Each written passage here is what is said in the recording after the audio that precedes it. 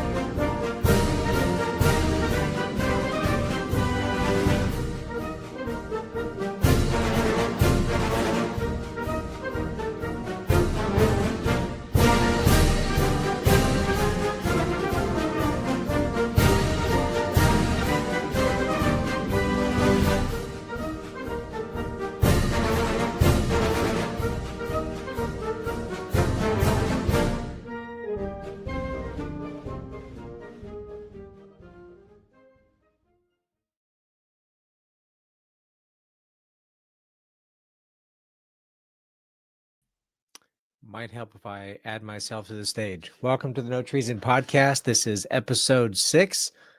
I'm Jonathan Drake. Thank you for joining me, finally. I have been told that I can go as long as I want tonight. This will air on Sunday. I'm recording this on Thursday. It's like 1 in the morning. But GART is happening this weekend down in Cocoa Beach, or has happened this weekend. This is me time traveling in some strange sense. Not informationally, I'm not that cool. The narrative won't be going on Sunday night, so I have free reign.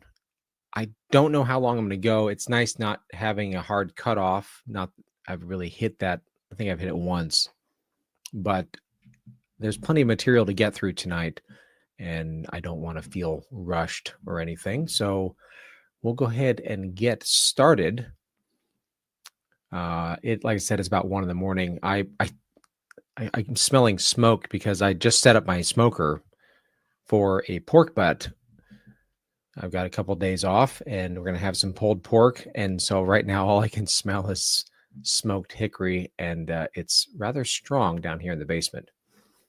Sorry, I can't have all you over. It'd be nice to have a barbecue. We should do that at a GART sometime. I don't know, people bring a smoker, those who can drive, and have a big brisket pork butt smoke off. Be pretty awesome. Anyway, I'm thinking about food. Episode 5 seemed to jar you more than usual. Nothing Spooner talks about in his essay that we're covering, No Treason, the Constitution of No Authority, number 6. I say number 6 because I've mentioned this before. There are 3 that are available, 1, 2, and 6, where the others are, I don't know if they were ever published or they've been lost to history, which is too bad because 1 and 2 are really good to read as well. I highly recommend you find those. But nothing that he talks about in either of those essays, but especially this one, is easy to handle if you have been raised and steeped in the American mythos and the near religious fervor associated with the U.S. Constitution. But Spooner's breakdown of the speech and debate clause in Section 6, which we covered last week, seemed to hit a bit harder. I think maybe because it makes it much more difficult to maintain the devotion once you realize what it's really talking about. I think another aspect of that is it's likely due to the more deliberate and tangible aspect of how the speech and debate clause entirely removes responsibility and accountability for those who would claim to govern us, as well as, although not specifically the speech and debate clause, as well as those who are authorizing the government. It is a contract entirely devoid of responsibility, which Spooner used the phrase irresponsible. And again, that's not referring to an idiot teenager. This is referring to someone who is not beholden to anyone else. Natural law consent requirements, although deeply important, are more conceptual concepts. The speech and debate clause is more blatant or even brazen when you get down to it. I compared it to vaccine manufacturers lobbying for and getting total legal immunity back in the 1980s. And that's something that we can all point to and probably have all pointed to as an obvious case of gross conflict of interest, and then a serious red flag, at least in regards to vaccinations. Total immunity is utter insanity. But we saw last week how the Constitution provides essentially just that for government agents, but not just them, as I mentioned, also for the supposed empowering people. In effect, no one is responsible for what the government does. So what happens when the government, which is supposed to protect our rights, enforce our rights, give us justice if our rights are violated, becomes the violating entity? And we turn to the only constitutionally viable option for redress and find out that we may only replace the offending agent with another equally totalitarian agent. Spooner put it in terms of slaves being afforded the privilege of choosing a new slave master, but still remaining slaves. And then we are expected to celebrate the act of replacement as some great achievement in the history of human political enterprise, the pinnacle of thousands of years of struggle for human liberty. This is one of the reasons that I think social contract theory, as it has been implemented, with the U.S. Constitution being touted as its great success, has actually been controlled opposition, because the real rulers, whose rule is in no way threatened by the electoral process, have thoroughly indoctrinated the people into believing that such nonsense is liberty. And there's a number of quotes in the essay where Spooner hits that pretty hard. I don't think we've hit any of them. I know there's some coming up, and I'll make sure to highlight them. Spooner's attempting to wake us up, I believe, to that controlled opposition, although he doesn't put it in those terms. And he's been arguing that although it is written as a contract, talked about as a contract, enforced as a contract, the Constitution is no such thing, because it violates every possible iteration of a natural law contract and any conceivable notion of common sense. He routinely uses the phrase on general principles of law and reason.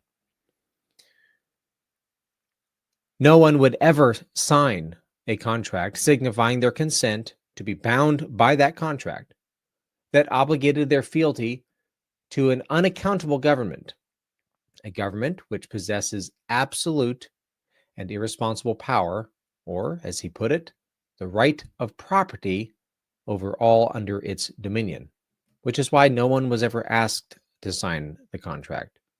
And even the men who wrote it and ratified it opted not to sign it. That should have been a warning sign. And as such, anyone that is claiming that contract as their authority is acting entirely on their own, and under natural law is solely responsible for violating our rights. Echoing the founders like Jefferson, Spooner argues it is the duty of the people as individuals to recognize that violation and resist it wherever we can. Appealing to the means of that violation for our salvation going forward into the golden age is then counterproductive at best. Now, if you missed the entirety of the conversation about the speech and debate clause from last week, I encourage you to go back and listen to episode 5. We'll take an ad break real quick. Make America healthy again yourself with supplements that don't suck from Conscious Strength. Founded by Badlands' very own Jordan Sather in 2019, Conscious Strength products are made in America and won't break your bank.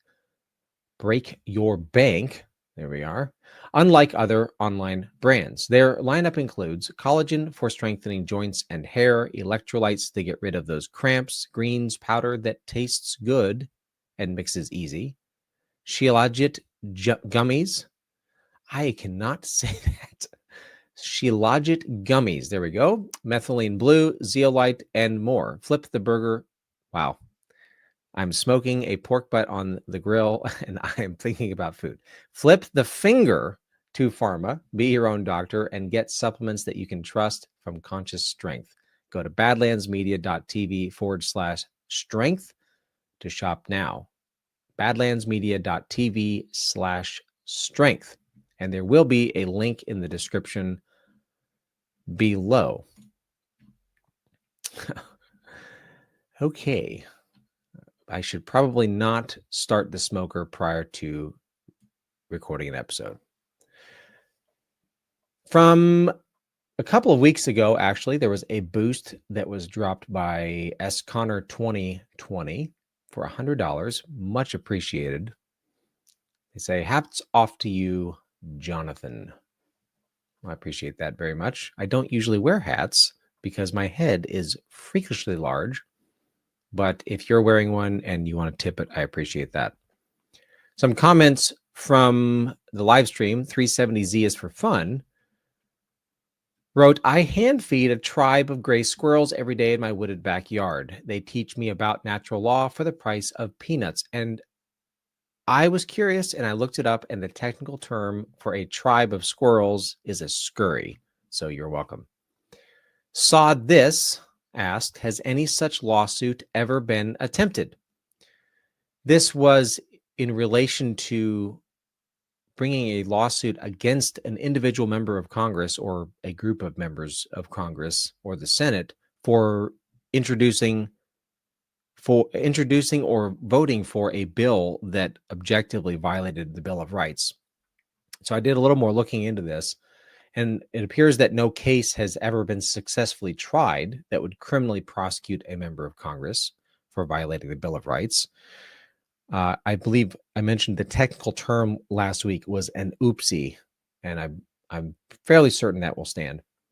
There have been some attempts.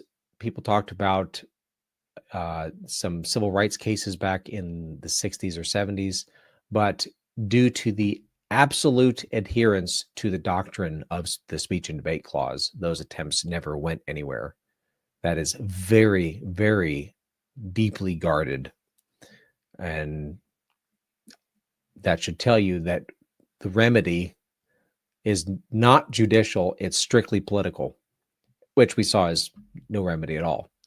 370Z is for fun also wrote, the Declaration of Independence, mostly by Thomas Jefferson, states it's necessary for the U.S. to assume the separate and equal station to which the laws of nature and of nature's God entitle them. Then they also wrote, for Christians, natural law flows not from divine commands, but from the fact that humanity is made in God's image. Humanity is empowered by God's grace. So the use of phrases like laws of nature, I mentioned this in the Belief episode 1, are clear indications that the founders were well aware of the concepts that Spooner talks about. I mentioned the sort of imaginary scenario of being in a pub in the New England area back in that day. And if you're having a political conversation, you most certainly would have heard the concept of natural rights being discussed.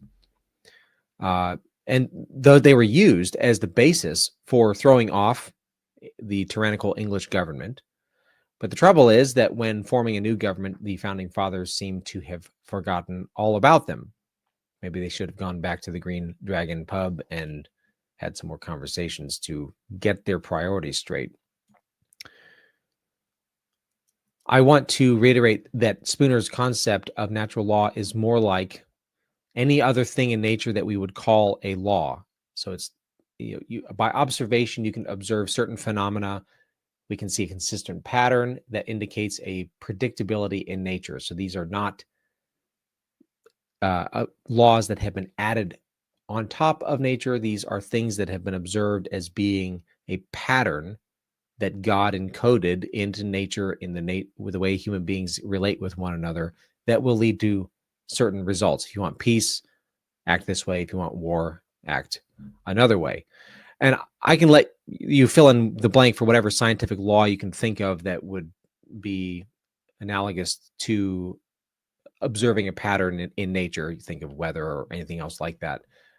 People talk about gravity, but that's something we'll get into with ether physics.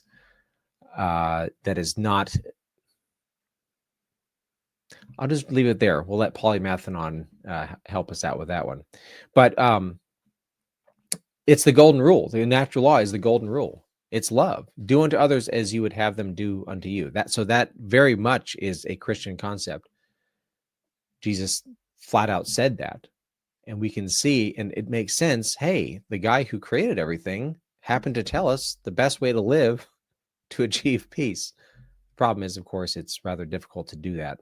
The Apostle Paul uses similar understanding to say that even if a person never has God's specific revelation of specific laws, so a person doesn't have the Bible, for instance, they can still be held accountable, though, to something like natural law by God because of what is evident in nature. You can observe these patterns of behavior. You can observe that if you treat people a certain way, it's going to lead to peace or lead to war, and God will hold us accountable to those standards.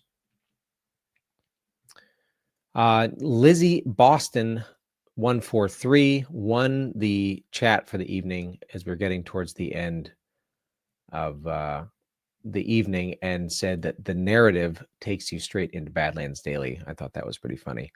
And then also last week, my wife joined the chat. She was stuck in the airport in Chicago waiting for a plane. There were lots of air traffic control delays due to the government shutdown. And so she was bored enough, and I suggested she ought to tune into the show, and she did, and poked her head in the chat and was much kinder than I was expecting. Anyway. All right, so let's get into it. Sections 8, 9, and 10 we're going to cover tonight. I hope everyone had a wonderful rug pull this past Tuesday. And in light of the charade of the electoral process, we'll talk some voting tonight. Section 2 provided us 10 considerations for why voting doesn't count as the provision of consent for the government. If you want a refresher on that, I covered that in episode 2. But of those 10 considerations, numbers 7, 8, 9, and 10 talked about the secret ballot, which is an indication of how important Spooner thinks that issue is. So in these next few sections, we'll talk more about why. But it's not just the secret ballot, the secret nature of the secret ballot, that is the problem. It's the underlying concept behind voting itself. So Section 8 begins with a question. In light of everything that we have covered so far, and especially in regards to the speech and debate clause, the Constitution itself then being of no authority, on what authority does our government practically rest? On what ground can those who pretend to administer it claim the right to seize men's property, to restrain them of their natural liberty of action, industry, and trade, and to kill all who deny their authority to dispose of men's properties, liberties, and lives at their pleasure or discretion? What is the answer? That a certain percentage of the eligible population have a tacit understanding that they will maintain a government under the Constitution, the administration of which will be selected by ballot. And the majority winners shall act as their representatives and administer the Constitution in their name and by their authority. Now, this is what we're used to. What we are told is effectively what keeps this country going election cycle after election cycle. But if you really pause and consider what is being suggested, this tacit understanding, the arrangement is absurd, and it provides no justification for the actions that follow from it. It's an explanation, maybe, of what's going on, but it is not a justification, and that distinction is key. Spooner writes, a tacit understanding between A, B, and C that they will, by ballot, depute D as their agent to deprive me of my property, liberty, or life, cannot at all authorize D to do so. He is nonetheless a robber, tyrant, and murderer because he claims to act as their agent than he would be if he avowedly acted on his own responsibility alone.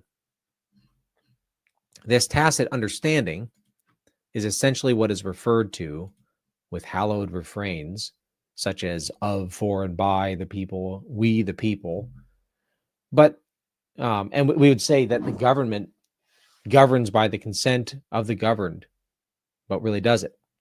Can the government or the governed actually give the government the authority that is described?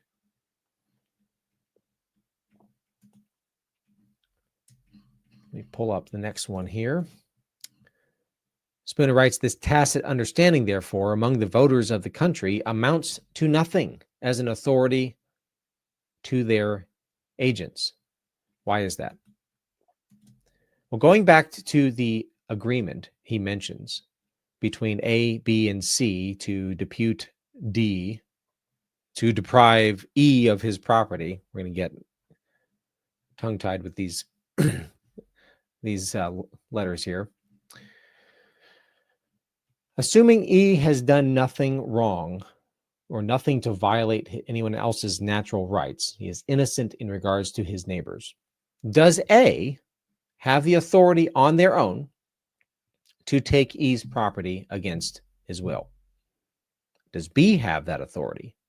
Does C have that authority? And then the one who's actually going to E and doing the action, do they have the authority? If those four individually do not possess the authority, that is the lawful right to take E's property, on what basis then would they have such authority collectively? If I don't have a cookie and my wife doesn't have a cookie and my two daughters don't have cookies, if we get together, we don't suddenly have a pile of cookies. Kind of a simple analogy, but hopefully that illustrates the point.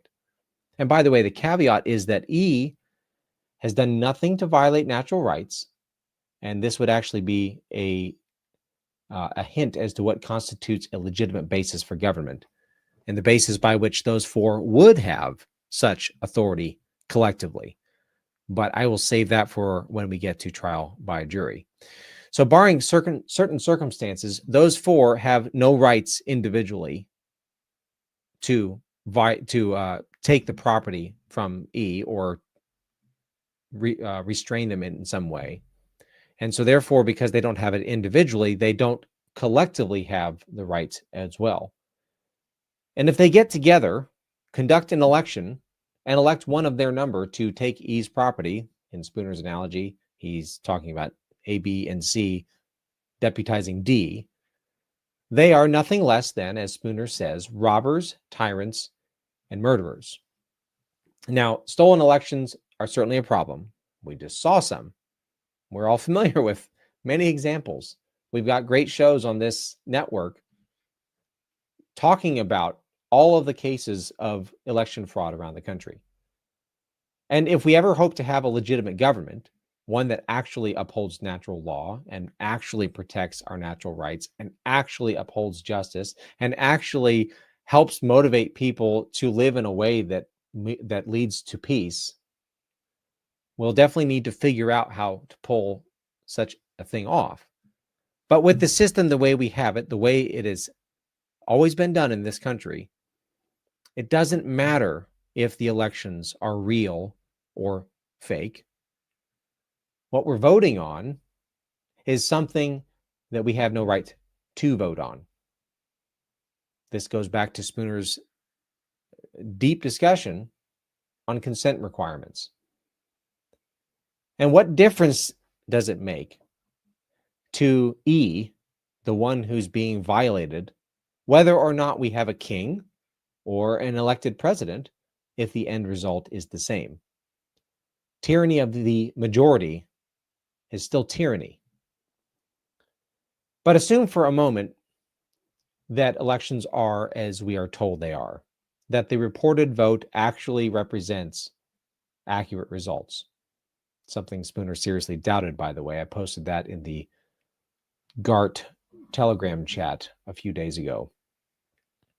As long as we have the secret ballot, we can never hope to have an honest outcome.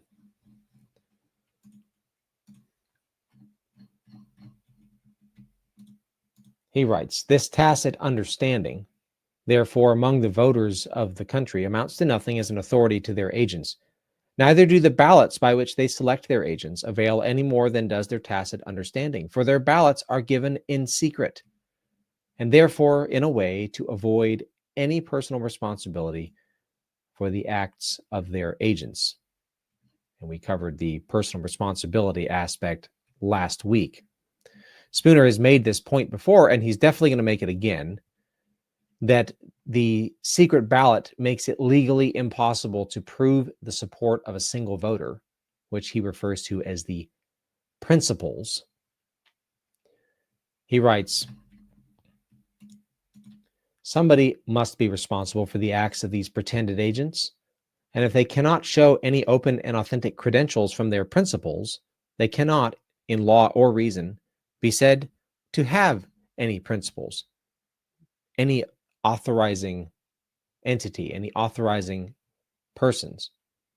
If an agent of the government cannot prove legal authorization of the power that they wield, power we are told is obtained by the consent of the governed, i.e., the principles of that agent, but the means of obtaining consent make it impossible to prove any one person actually consented, never mind even those who did not consent, that he wields power over anyway, which pretty much pulls the skirt down the whole thing, then these agents are acting alone. And under natural law, Spooner argues, they can be resisted and held to account and should be. Now, people argue for the secret ballot. It's good to have conversations, good to have discussions, good to have disagreement.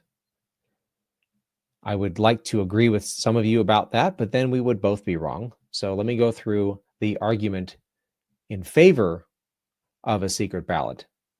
And maybe I'm mischaracterizing it here. So if this is something that you would subscribe to, I encourage you to join the Telegram chat that I've got, t.me/the No Treason Podcast, and join the conversation over there and tell me why I and Spooner are wrong. But the argument is basically that the secret ballot protects the individual voters from any sort of backlash for how they vote. It's the grease on the gears of the machine, if you will, because the backlash might scare people from voting. We talk about, the voter disenfranchisement. That's the way we can express ourselves politically. So if we're being restricted from doing that, that's a bad thing. And making yourself open and known as far as how you vote would restrict people from doing that, or give them that fear that would make them not want to vote. And no one should be afraid of how no one should be afraid for expressing their political opinions. And to that, I would say that is precisely the problem. Why shouldn't you, or let's say we'll talk about your neighbor voting. Why shouldn't your neighbor be ashamed or afraid for having voted in a manner that robs you, or leads to you being robbed, or leads to you being threatened to be robbed, or leads to you being threatened to be murdered if you decide to resist being robbed? Behind every law, there is a gun. You resist even a traffic ticket long enough, eventually they'll kill you. Not that they would kill you for that, but you would be resisting arrest, and then in the course of that action, you might end up getting shot, and that illustrates that every law has a gun hiding behind it. So why shouldn't your neighbor be ashamed for supporting actions that lead to that outcome for you, that result in laws that forbid you to exercise your natural rights, or forces you to send your children to a public school on pains of having them taken away by the state? This is something that I'm very familiar with. Some of my earliest memories growing up in Southern California, my parents decided to homeschool us in the early 80s when it was illegal. And some of my earliest memories are my parents being very concerned that the state was going to take us away. Someone voted in favor of that type of behavior. So why shouldn't your neighbor be ashamed or afraid for how they voted in regards to that, or for supporting laws that force you to provide money for wars that you don't agree with, or forcing you to pay taxes? Think of the common refrain of G money, paying taxes to pedophiles.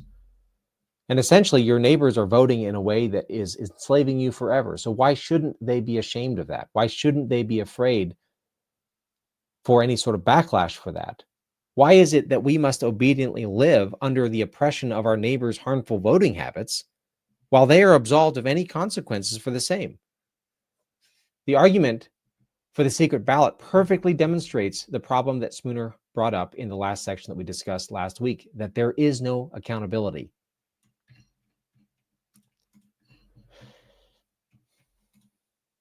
He writes, men honestly engaged in attempting to establish justice in the world have no occasion thus to act in secret, or to appoint agents to do acts for which they, the principals, are not willing to be responsible.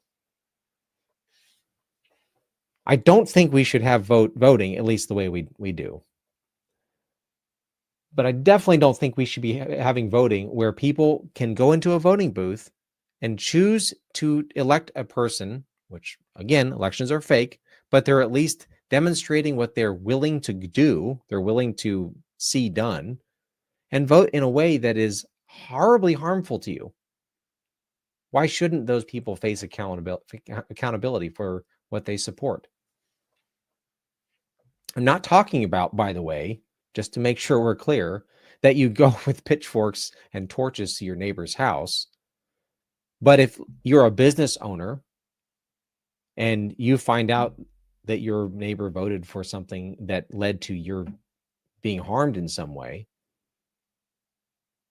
you can restrict your association with them. They come into your shop. They want to buy gas from your gas station if you own one. They want to buy groceries from your store, and you can say, get out.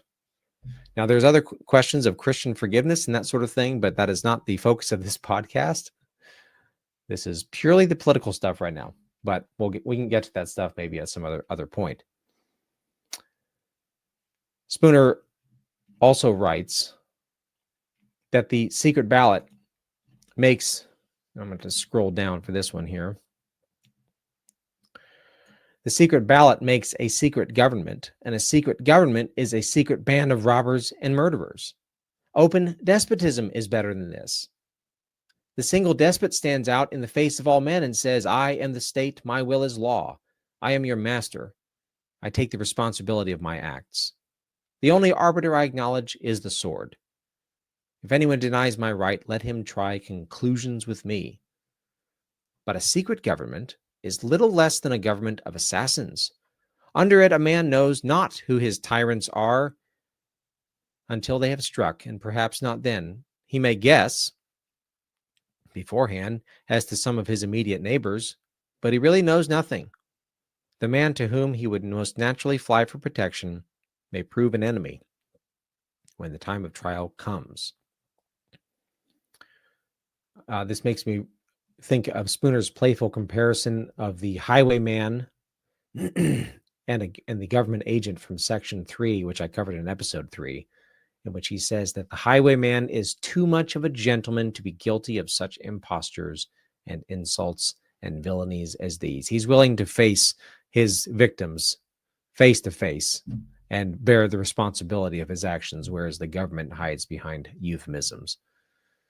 Think also of JFK's comments, which I've mentioned before, about the word secret being repugnant in a free and open society. And yet the wielders of absolute and irresponsible power, thinking back to last week, are chosen in a secret ballot. This should prime your mind with potential answers to the question, then, that opens section 9.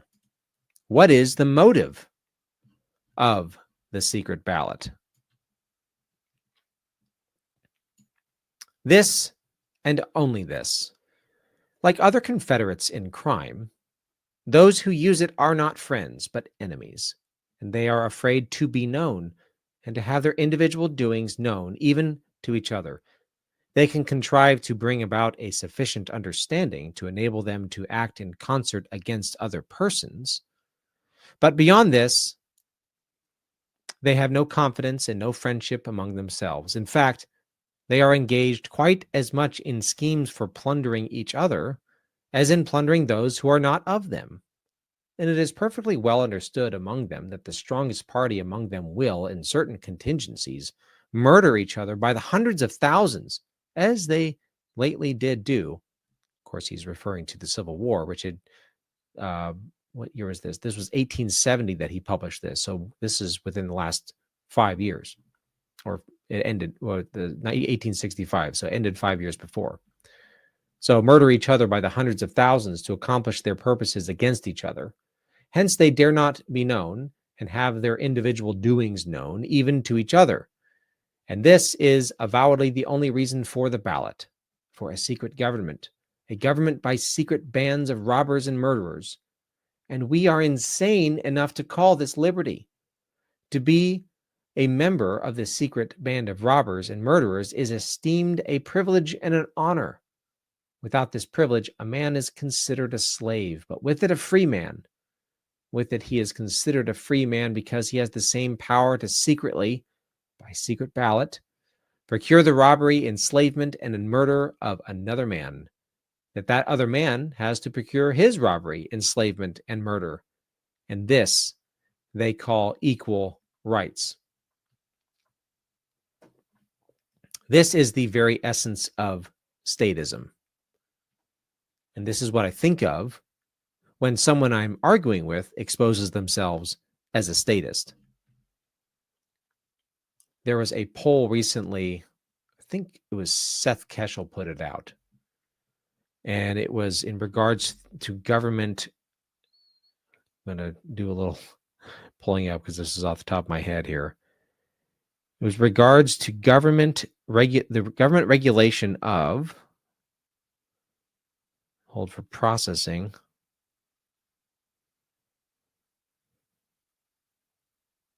Wow, this is ridiculous. What was it in real?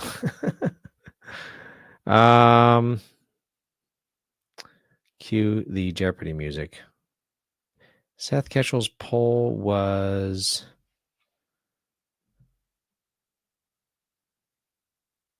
I think it was in regards to regulating AI. And it was over 70% of the people in the poll voted in favor of government regulation of AI, which just indicates, and that was close to 3,000 people in the poll, but that's an indication 70 some odd percent of those people are still statists. They're still in favor of a secret band of robbers and murderers. Okay, technical difficulties aside and inability to functionally use Telegram aside, Section 10 acts as a quick conclusion to the previous 9 sections combined. Spooner writes, "It is obvious that on general principles of law and reason, there exists no such thing as a government created by or resting upon any consent, compact, or agreement of the people of the United States with each other. That the only visible, tangible, and responsible government that exists is that of a few individuals only, who act in concert and call themselves by the several names of senators, representatives, presidents, judges, marshals, treasurers, collectors, generals, colonels, captains, etc., etc." This is the symbols that he has in his published work, and I'm not entirely sure how to read that, so I just read it as etc., etc. So not a single one of those senators, representatives, presidents, judges, marshals, treasurers, collectors, generals, colonels, captains, etc., etc., can demonstrate in a legal manner that they are supported by anyone, which more importantly means they can't demonstrate the consent of anyone.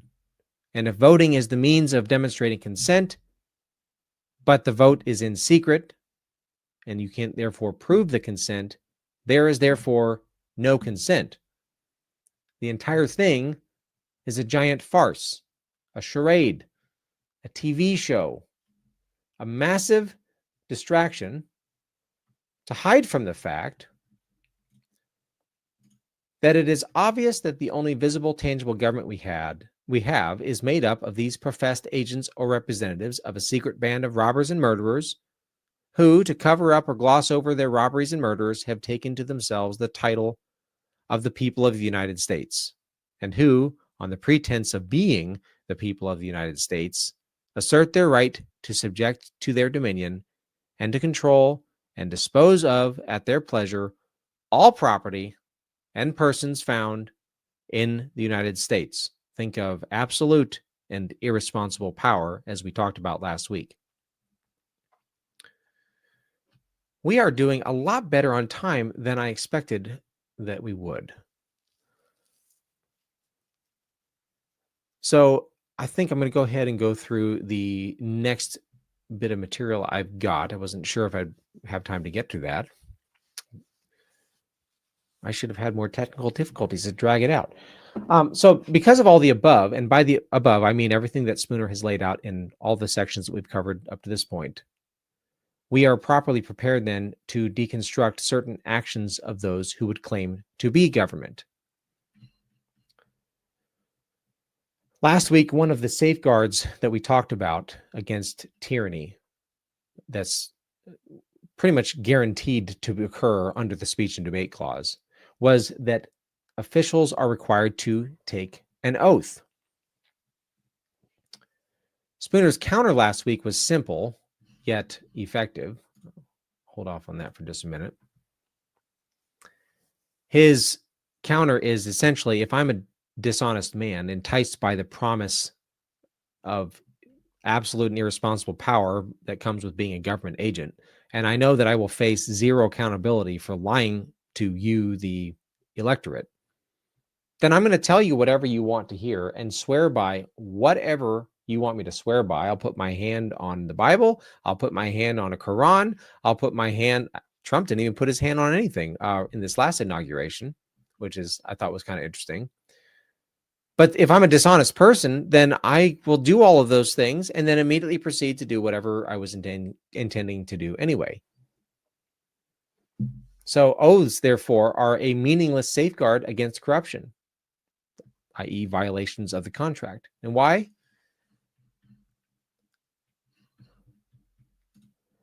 He answers, for this, if for no other reason, that is, they are given to nobody. There is no privity, as the lawyers say, that is, no mutual recognition, consent, and agreement between those who take these oaths and any other persons. Now, here's how his argument goes. It builds off everything that he's covered up to this point. The natural law requirements for contracts, the issues of consent, issues with voting and how that relates to consent, the secret ballots, taxes, etc. So considering all of that, he has this thought experiment, as he usually likes to do. He says, if I go upon Boston Common and in the presence of 100,000 people, men, women, and children, with whom I have no contract on this subject, take an oath that I will enforce upon them the laws of Moses, of Lycurgus, of Solon or Justinian, or of Alfred, that oath is, on general principles of law and reason, of no obligation. It is of no obligation, not merely because it is an intrinsically criminal one, but also because it is given to nobody and consequently pledges my faith to nobody. It is merely given to the winds. He mentions this intrinsically a criminal one, and he doesn't fully flesh that out. I will wait until he mentions it again, and then I'll take a stab at it. But he says, then imagine that some of the crowd are actually members of a secret band of robbers and murderers. He loves that phrase. Who elected Spooner, say, to be their agent to rule, control, plunder, and if need be, murder, as he writes, the people and to do that to the people in the crowd. And they've selected him to be their agent by secret ballot. The secrecy of their selection means there's no privity between them, which he explains as, I'll pull that back up, mutual recognition, consent, and agreement. So between Spooner and this secret, or it's kind of sacrilegious almost to even though he brings himself upon this in this scenario, it's almost sacrilegious to make him an evil government agent. But if Spooner has this alliance with this secret band and it's done by secret ballot, he has no idea who they are because it's secret ballot. So he has no privity. You cannot enter into a contract with someone that you don't know, essentially. And by that, I mean, you can meet someone on the street and you see them face to face, you write a contract, you sign it, you walk away. Okay, that's great. But as far as you can't even point to them out of a crowd. That's what Spooner has covered up to this point. Because of that, then, the oath is idle wind. He writes, and being no pledge of faith to them, it is no pledge of faith to anybody. He writes, for these reasons, the oath taken by members of Congress to support the Constitution are, on general principles of law and reason, of no validity. They are not only criminal in themselves and therefore void, but they are also void for the further reason that they are given to nobody. So I mentioned I would try to take a stab at this. He says that the oaths are criminal in and of themselves. And he doesn't really explain that. But thinking through the natural law requirements for a contract, one of them is that a contract must be just. If you are contracting to engage in activity that is not just, then the contract is void and you would be engaging in criminal activity. And because the nature of this secret band of robbers and murderers is to murder and rob, and you are contracting to be their agent, by giving your oath to them, even though the oath is meaningless, think back last week when I talked about the conspiracy to commit a crime being considered a crime. You're engaging in an activity with the intent of committing crime. I would imagine that is what Spooner is referring to, thinking through the requirements for a natural law contract. And I'll mention this again, but an oath is not inherently a bad concept in and of itself. I'll hold off comments until I've got some notes on that a little bit later. But that's what I think he means by that the oath itself is actually criminal.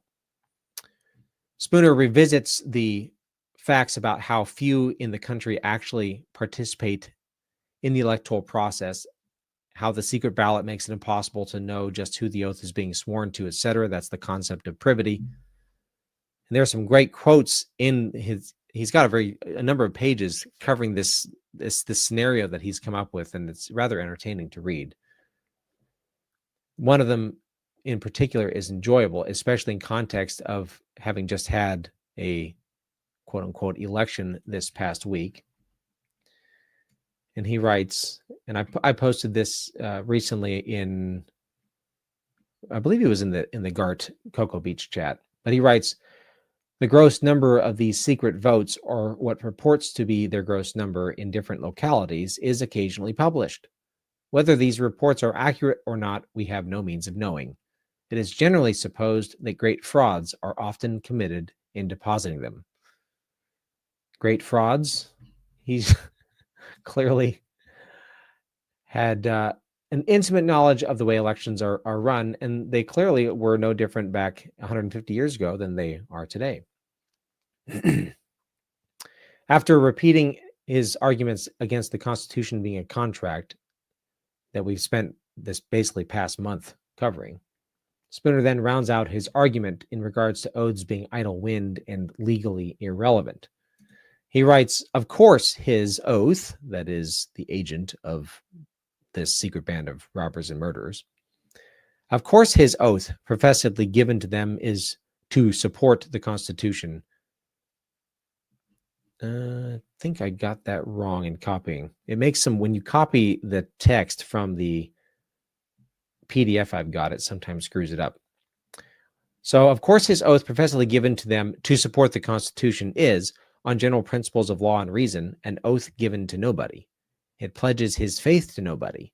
If he fails to fulfill his oath, not a single person can come forward and say to him, "You have betrayed me or broken faith with me."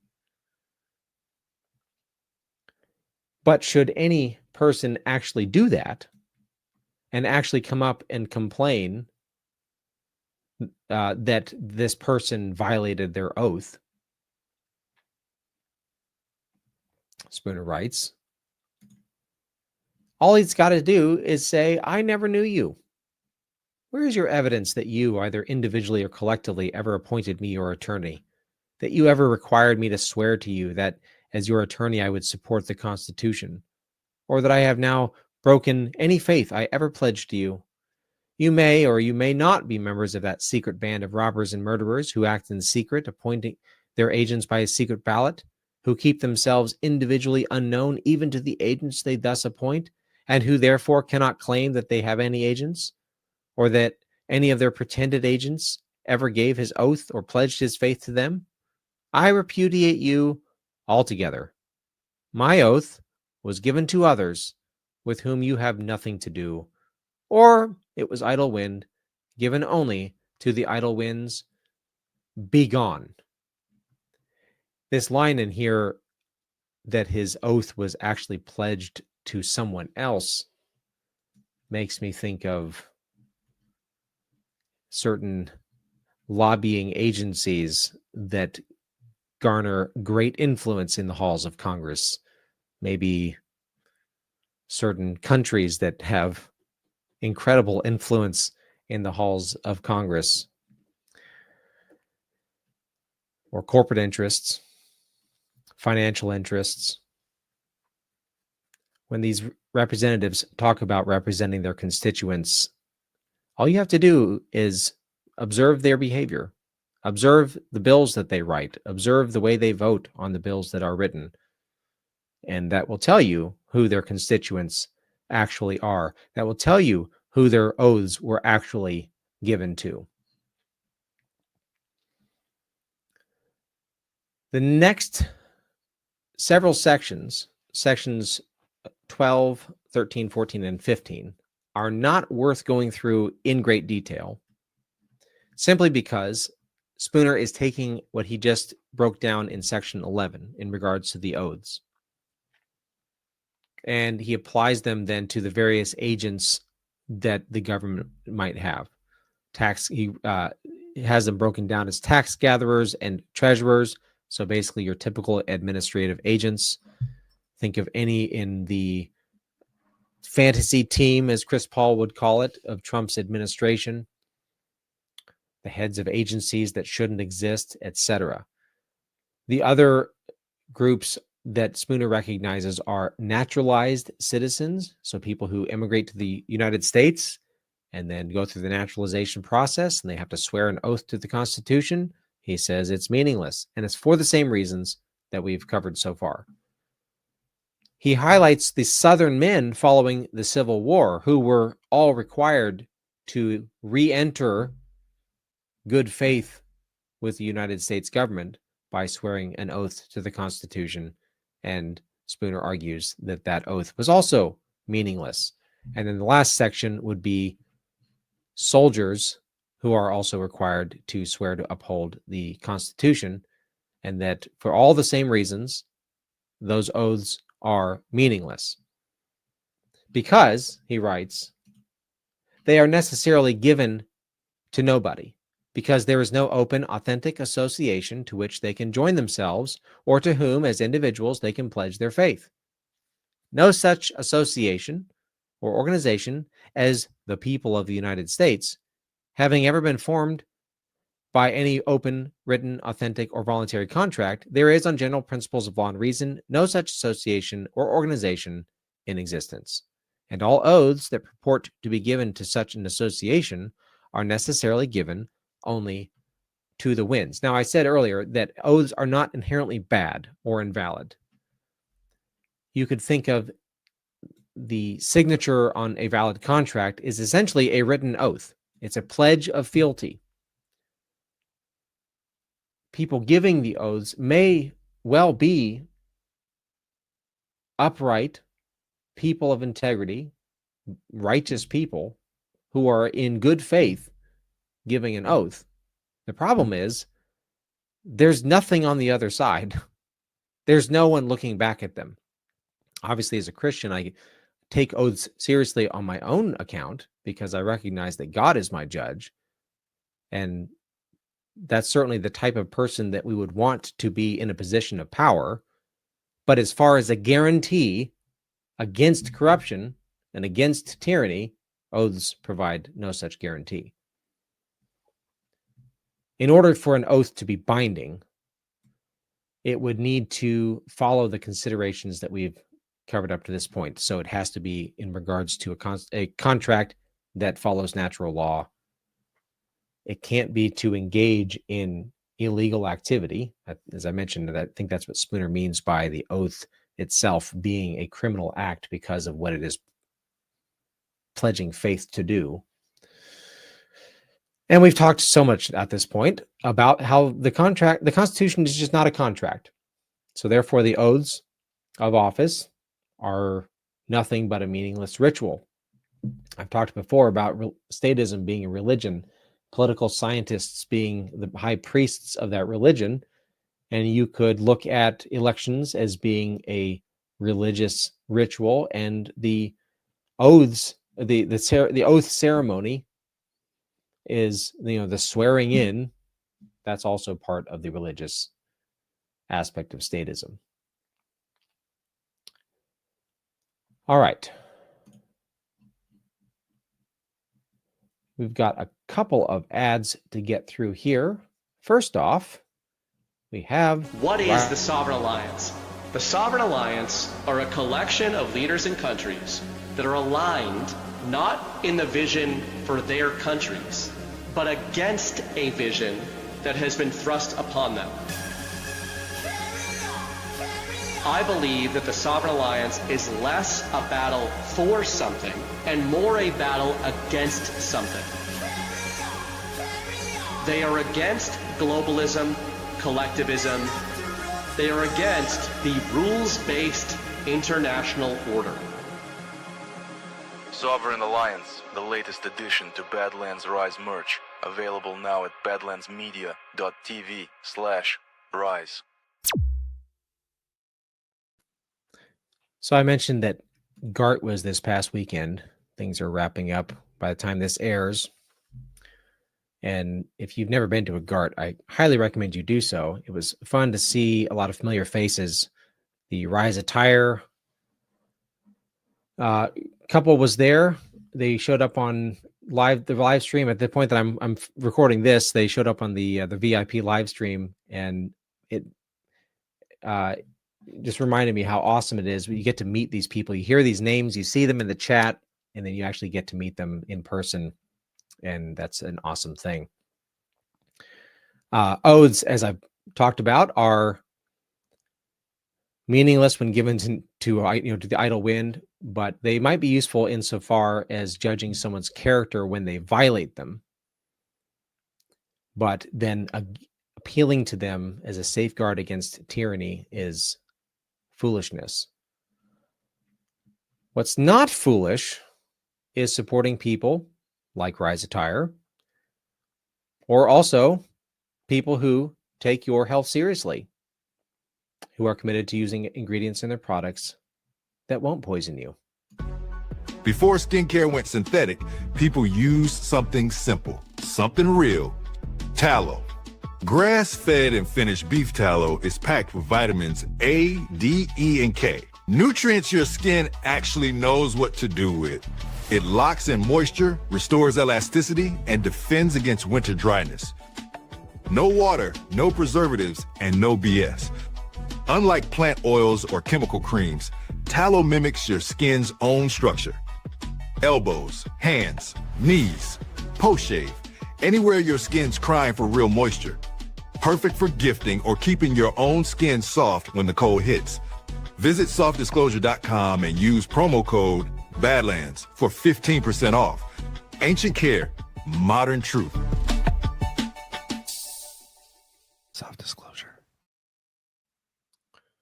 So in conclusion, we're going to wrap it up here with not too much over an hour, which is pretty awesome. Elections are not a farce because they're fraudulent, although they are. Elections are a farce because they cannot accomplish what we are told they accomplish, especially when conducted secretly. A government honestly engaged in maintaining justice has no reason to do anything in secret. Secrecy which removes accountability. And a government agent swearing an oath upon winning such an election has absolutely no reason to uphold his oath, since it was given to no one. It provides no safeguard against absolute, irresponsible power. Next week, we'll examine certain actions of such a government, treaties and debts incurred by government, and we'll establish that they are not binding in light of everything we've covered thus far. If you want to join the conversation over at the Telegram channel I've set up for this podcast, it is t.me/the No Treason Podcast. In the show description, there is a link for a PDF for the No Treason, the Constitution of No Authority, number 6 essay. There's a free PDF. And I'll include also, I mentioned earlier, numbers 1 and 2. I've had them linked before. Maybe I'll just include them perpetually from here on out as links in the description. They're awesome articles or essays. A lot of the same concepts are presented there, but Spooner his thought process is just so impressive to me. And when you're trying to pull a quote to post on Telegram or something like that, it's difficult sometimes because you end up wanting to just copy and paste an entire page or something. And obviously you can't do that on a social media platform without overwhelming people. But anyway. All right. So like I said, next week we'll cover treaties and debts incurred. And then the week following, we will, I don't know if I'll be able to get it done in one essay or one episode, but we might be able to wrap up the essay with the most prescient of Spooner's observations in regards to who actually rules and how they do so. With that, I appreciate you so much for joining me. See y'all next week. Why a spoon, cousin? Why not an axe? Because it's dull, you twit. It'll hurt more. Thank you so much for joining us, and don't forget to hit the thumbs up on this video. And a special thank you to all of our advertising partners. Please remember to shift your dollars to support those businesses that support Badlands Media.